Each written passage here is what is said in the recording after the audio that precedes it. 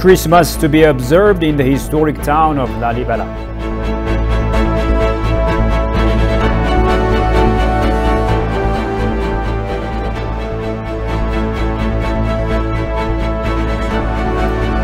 And Nigeria threatens to reciprocate recent bans by the UK, Canada and Saudi Arabia.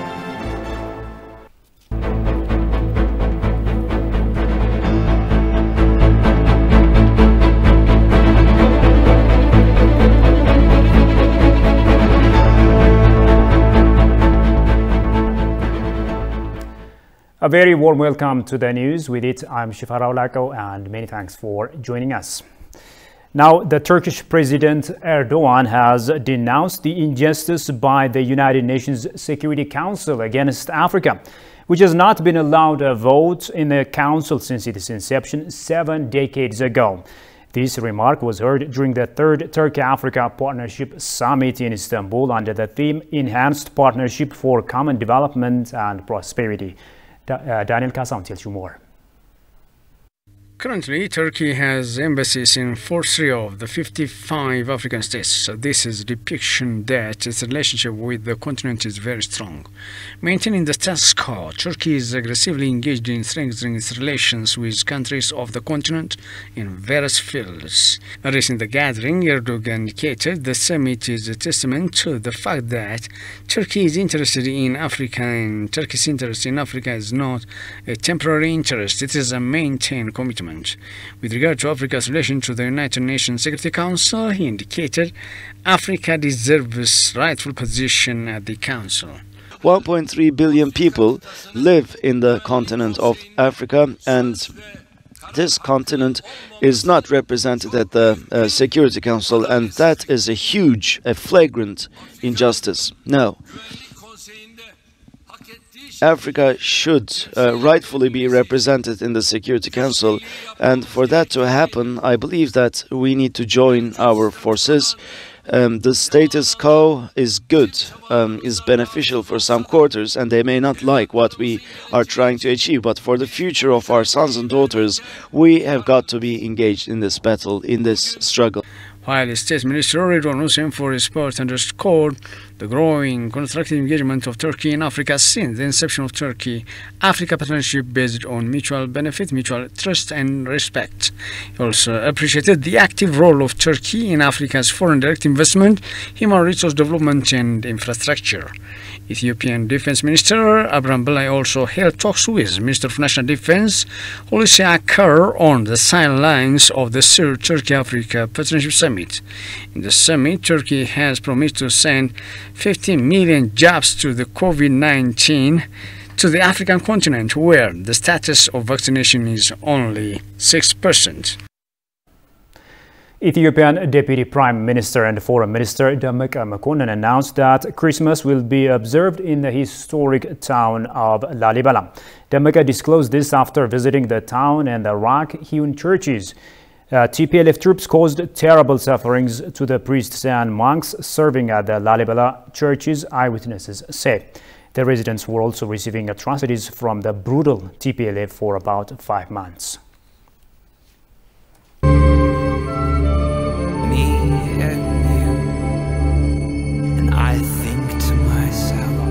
They may not necessarily have a lot of financial capital, but they have knowledge capital. Give them incentives.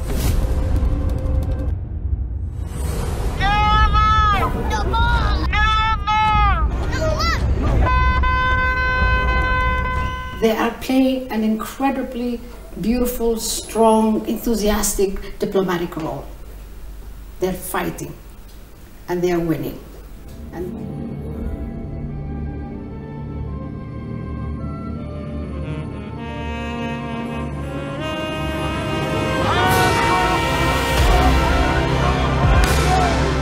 Has become not only the issue of Ethiopia, it has become the issue of Pan-Africanism.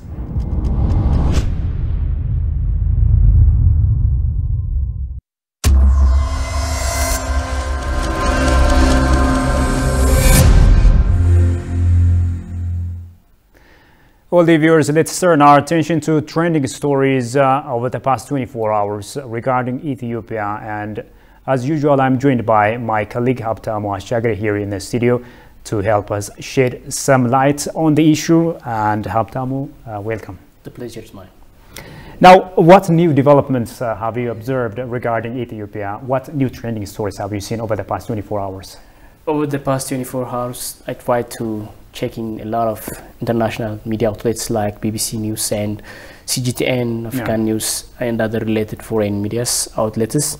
Especially they are talking about the protests in Sudan. In Sudan, there are a lot of things that are terrible, and hundreds of thousands of Sudanese are taking a straight towards to the National Presidential Palace to oppose Al-Burhan. There is a fight or a power difference between Al-Burhan and Abdullah Hamdok, and they are still fighting each other and opposing General Abdullah Hamdok and others, that is Al-Burhan.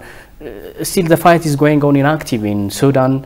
There are a lot of people are died, and the police are firing in tear gases and other weapons to dispose such kind of demonstrations. And there are a lot of people are also opposing General Abdul Fattah and Al-Burhan. That is, they have to stop and listening the people, and the people is powerful, and the people are saying that there is no military rule in Sudan, and some Hamdok supporters and a lot of people are on the side of Abdullah Hamdok and opposing General Al-Burhan, that is a leader of the Sudanese military power. And recently they are instated that is Abdullah Hamdok as a president of the civilian government in 2023, but there are a lot of opposing forces are coming to General Al-Burhan. That is, all medias are saying that they have to start to listen to the people, and they have to give ears to the people, because the people are saying that Sudan needs civilian government, not military rule. The main objective of this demonstration is to firing General Al-Burhan, and the main problem that is witnessing is diverted the demonstration, because they are opposing the prior 13 years of ruling government in Sudan. And the same important point, that is General Al-Burhan is coming on the side of the recent president. That is that's not democratically taken by the COP, and it's not the way to bring democracy in Sudan. And there are a lot of concerns, but some foreign media are not giving that much greater concentration what is going on in Sudan. And the international community also needs to do something to help the people of Sudan to resolve the conflicts and to listen what the people are saying in Sudan. So they are still calling for this civilian government, right? Yeah. Okay. Also, Ethiopians have, as you know, continued their hashtag no more movements across the country, across the globe, including the continent of Africa. What new developments have you observed in this regard? That's switched in Kenya. That is the Kenyan and Ethiopian and also Eritrean are organized an event in hashtag no more campaign and press event in Kenya at the embassy of Ethiopia. And they say that the movement of, or the campaign of hashtag no more is not only focus on Ethiopia, rather the black people or all African countries, because the hashtag no more campaign is it's an instrument to say that Africans are to say stop aggression that is from whites, and there is no neocolonialism, there is no liberalism, there is no imperialism in Africa. Africans are enough for those Africans, and this campaign is a serious campaign for all African countries, not only African countries that move from Jamaica and other Western countries, even Europe and so on and so on. So hashtag no more is not only Ethiopian issue. Recently, there is an issue of an international issue that focus on equality, that focus on democracy, that focus on problems to solve by those Africans and only Africans, not room for interventions or Western powers. And Kenya is a good friend of Ethiopia over the past 100 years and more than they prepared this event to show their solidarity and to show how Ethiopia is important or strategic partnership with Kenya and cooperation with Kenya. And Kenyans are saying that always Kenyans are standing with Ethiopia, not only Ethiopia, all African countries are coming together to show their solidarity, to show their commitment. There is no room for foreigners or white aggressors. So this is a campaign of an international campaign recently. So Kenya is organizing this event to show the solidarity of Ethiopia and Africans. Indeed. Habtamu, thank you for your advice. Thank you very much.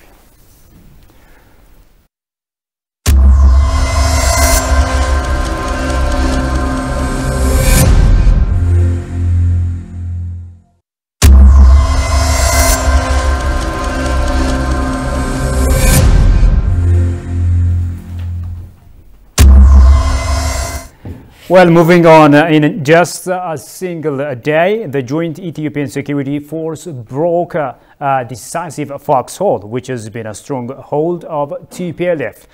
Unable to withstand the Ethiopian allied forces' attack, the terrorist TPLF left the area in disarray. Members of the National Defense Force told the ETV. They also expressed determination to neutralize the terrorist TPLF swiftly. has more on that.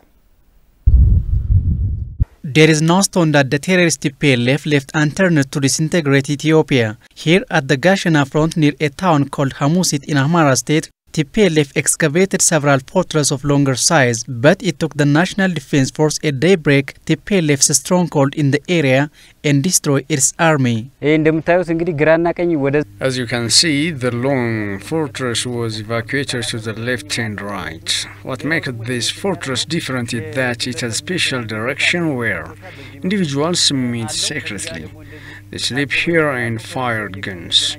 We broke this and destroyed them only within a day.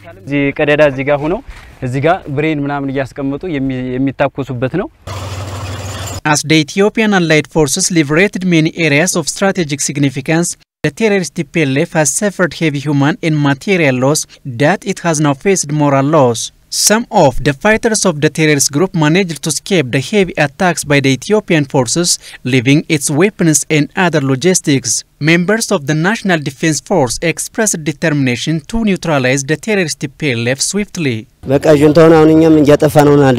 We are burying the terrorist group. We are moving forward to demolish the group once and for all. We will continue fighting until the terrorist TPLF eliminated. I want Ethiopia free from such evil group. We have seized various weapons and vehicles which have been used by the TPLF terrorist group. We have neutralized a large number of TPLF fighters, and we have also captured a large number of them. Our force is moving forward, not back. The terrorist group is battling with Ethiopia. We will not return unless we bury the enemy. Residents of Hamusit town and its environs expressed their sufferings during the 5 months that TPLF controlled the area. Many of our brothers and sisters were killed by the invaders. They were beating us every day. The gang raped our sisters and mothers. We have passed a miserable life over the last 5 months. But today, our area has been freed. I'm very grateful to our National Defense Force, the militia and the FANO. The Ethiopian government has announced that it recaptured Woldeya town, which is of greater strategic advantage.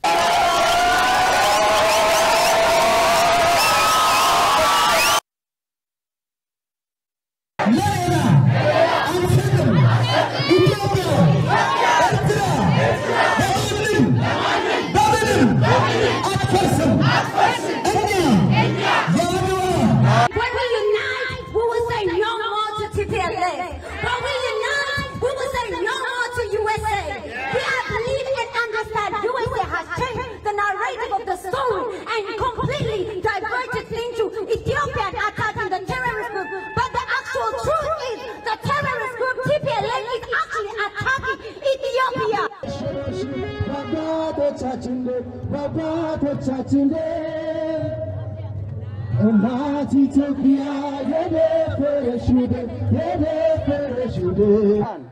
የአሜሪካ መንግስት እንዴት አህያ ከሚገል ጋር ከብት ከሚገል ጋር ሽማግሌ የታመመ ሽማግሌ መድኃኒት የማያድነው ሽማግሌ ከሚገል ጋር የአሜሪካ መንግስት እንዴት ይህ ሊረዳ ሊደግፍ ይችላል ነው ምለው ነው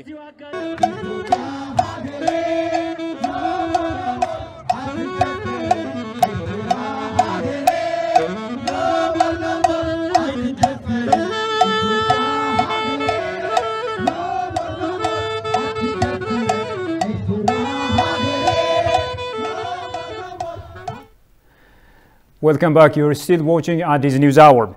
Now, Ethiopians and friends of Ethiopia have always been baffled by the visible bias in Tigray-related stories published by some Western media outlets.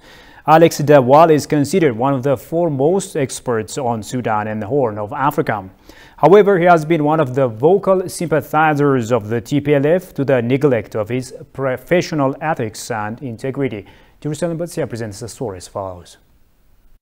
1 year on after this needless war was inflicted against the people of Tigray, let us hope, let us pray for wisdom, compassion and justice. Alex Dewal is Executive Director of the World Peace Foundation and a research professor at the Fletcher School at Tufts University, and he is considered as one of the foremost experts on Sudan and the Horn of Africa, particularly in investigating humanitarian crisis and conflict. However, Dewal has for quite some time been showing his solidarity with the terrorist TPLF through denying atrocities of civilians, rape abuses of human rights, and many violences that has perpetrated by the TPLF.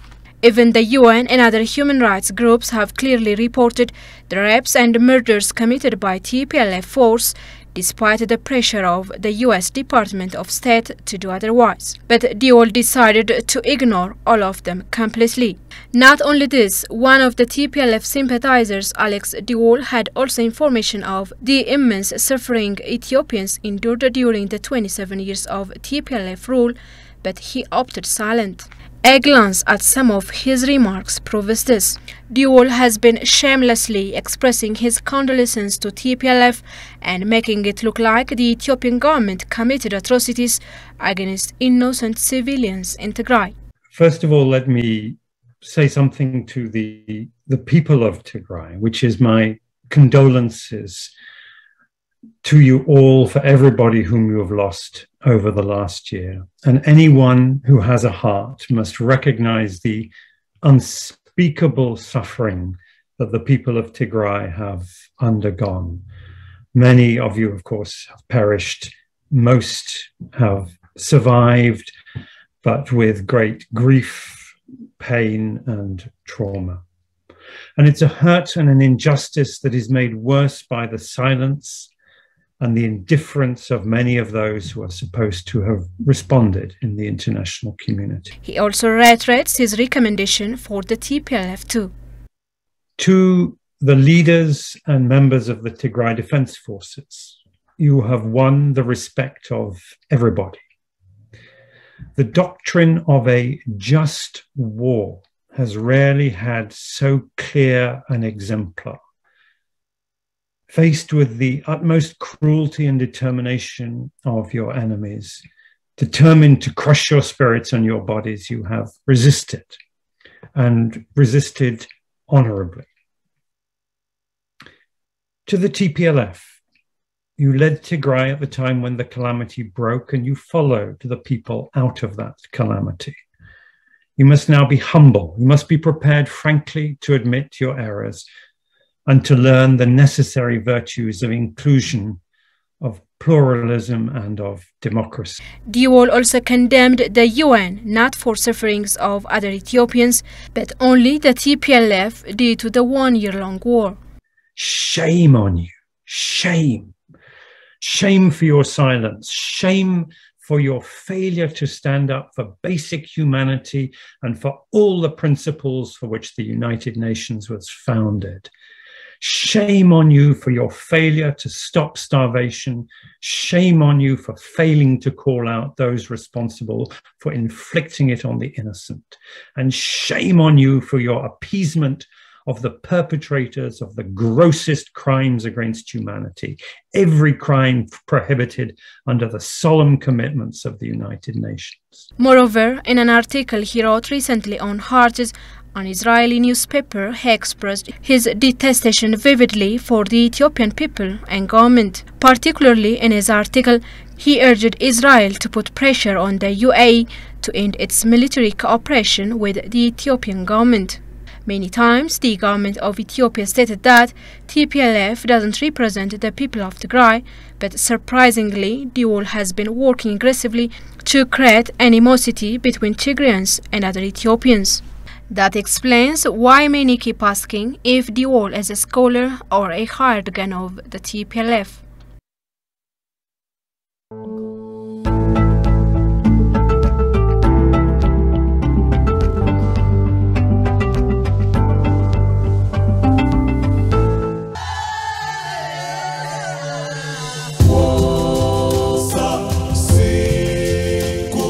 beautiful Cape Town is one of the most multiracial cities in the world. The city sits on South Africa's Cape Peninsula, where the waters of the Atlantic and Indian Oceans converge, and spectacular mountains tumble towards the sea.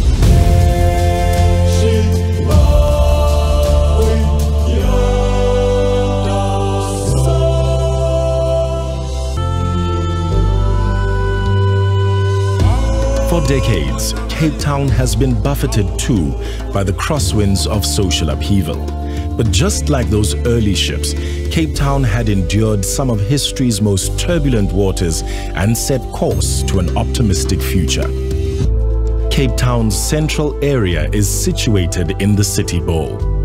This amphitheater-shaped area begins at the edge of Table Bay and is backed by the iconic 2-mile-long plateau of Table Mountain.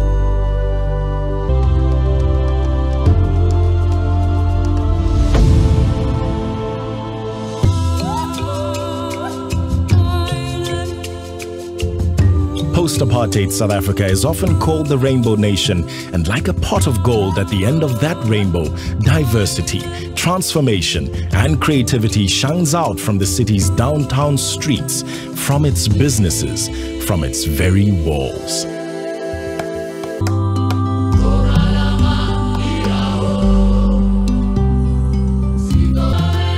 So come and savor the colors, hope and freedom of Cape Town.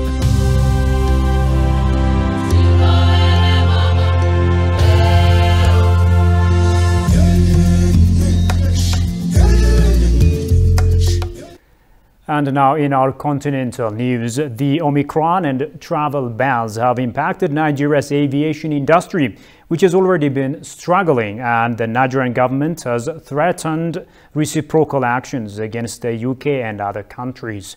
Johannes Fantahun has more on that from CGTN. Nigeria's aviation industry was already facing a difficult struggle recovering from the prolonged stoppage of aviation activities following the outbreak of the COVID-19 pandemic last year. When the flight restriction over the Omicron variant was suddenly imposed on the country, industry players say they didn't see the flight ban coming and that it has now compounded the situation. We never expected that, because if you look at the global indices on how this COVID-19 is being tackled, Nigeria has done so wonderfully well. As a travel agent, we have sold tickets to those destinations because people are already willing to travel. They have been indoor, they have been in Nigeria for so long, and recently we started seeing change. We started seeing people coming to us to purchase their ticket. A lot of people. Even though the United Kingdom has now rescinded its flight ban, that of Canada and Saudi Arabia are still in place. Canada is a popular destination for Nigerians seeking to study abroad, while Saudi Arabia is popular for Nigerians Muslim pilgrims. With the flight ban of both countries still in place, the number of travelers from Nigeria has significantly gone down. We have students that are supposed to resume this coming January, about how many days to go. And with the travel ban from the other 3 countries, they couldn't go. And apart from that, a lot of people wish to celebrate the Christmas outside in some of these countries.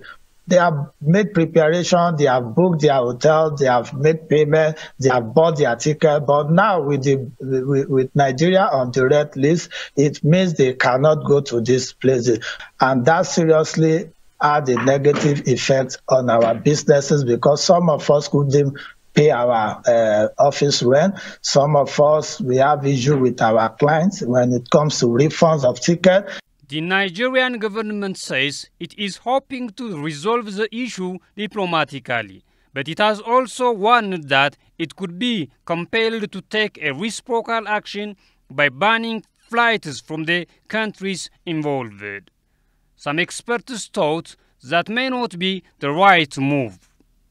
My personal calculation is that we will lose a lot because most of the earnings we get in aviation is from the foreign airline. Except they want to tell us they are not making money. And that's why I said that for the past 20 years now, we have to find out how much money we are making out of the commercial agreement. By my calculation, it cannot be less than $40 million in a year.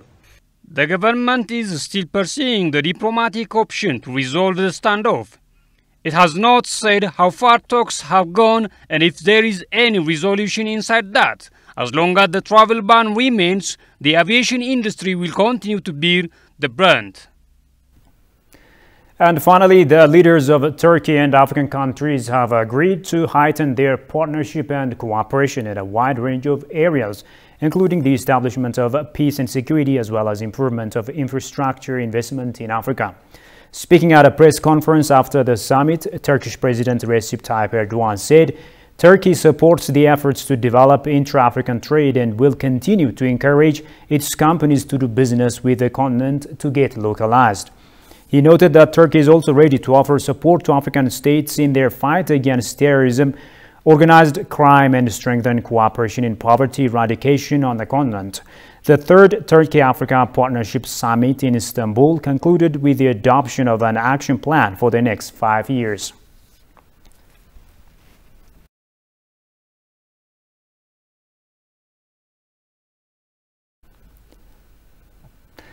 And now a quick reminder of the top stories. Christmas to be observed in the historic town of Lalibela.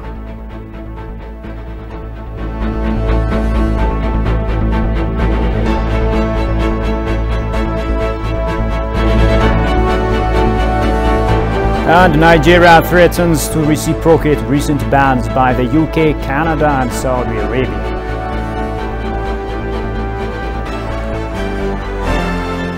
Well, that's all the news there is for now. Many thanks for watching us and bye-bye.